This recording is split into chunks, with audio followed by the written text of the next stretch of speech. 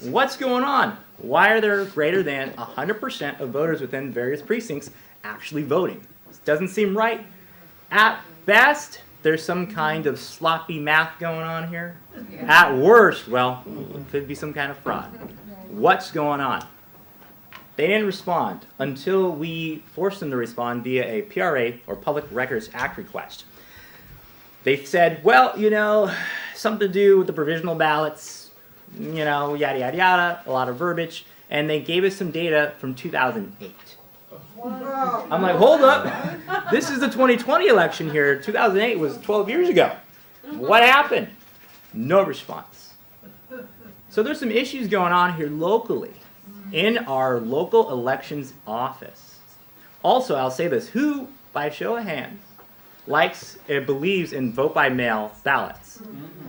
No, we don't. I will tell you this. Joe Holland was one of the progenitors of vote-by-mail ballots being permanently installed here in California. That was him.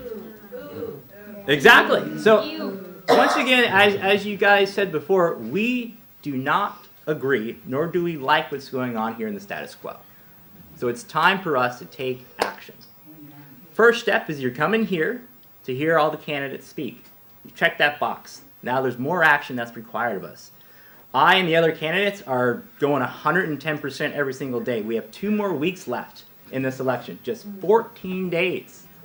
For Christy and I, in this local election, that's it for us. We don't go on to November. We're done. Either we win or we lose come June 7th. Right now, only 7% of this county, of the voter population within this county has actually voted. 7%. So we have 2 more weeks to go. 7% has voted. It's two things. Number one, we need to get out there and vote. Yeah. We need to tell our friends, we need to tell our family, we need to tell our neighbors, friends, maybe enemies, I don't know, if they share the same ideals. Get out there and vote. Tell everyone that you know to vote. We are in a crisis of trust in this government, with our government. And because of that, it takes us and word of mouth to actually convince people to vote for a candidate. They aren't going to really trust anything but you as a friend, family, or neighbor. Secondly, not a lot of people are voting, so that's good for us, actually.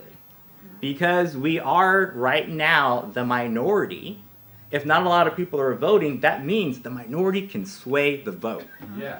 We have the opportunity right now in this primary to make huge changes if we get out there and vote.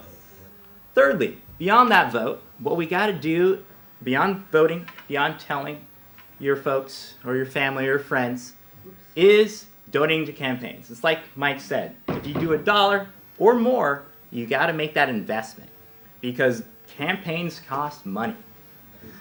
One of the things that I hope to change when I become into the clerk, recorder, assessor position is it costs thousands to tens of thousands of dollars, $1,000 to $12,000 if you're going to run for office. You have to file these fees. So right there from the bat, they have created this economic barrier for people like ourselves as regular people who want to create change. Status quo has got to go. Yeah. And I will say one more. Yeah, thank you. I'll say one more thing, is that integrity is vital for these offices. Integrity. If you have the ability plus the knowledge minus that integrity, all that equals is corruption.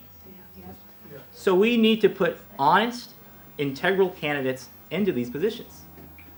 So number one, as I said, get yourself educated. Come here, come to these forums, learn about the candidates so you can tell other people about it.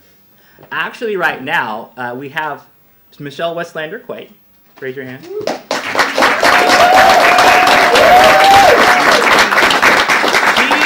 She is running for the U.S. Congressional 24th District. We're all, if we live within the Santa Barbara County, we're all in her district. So educate yourself on her. Educate yourself on Mike and Eric and Christy and myself. Learn about what's going on so you can go and tell your friends and family, hey, these are these candidates, and if they have questions, you can be like, I know those answers. Vote. I recommend voting early. You can walk if you are concerned about the safety of your ballot, take your ballot in person to the elections office. You can take your ballot in person to the polling place. if you've already voted, just give it to the poll worker and they'll take it on and count it. Those are probably, besides voting in person, those are 2 pretty safe ways to vote.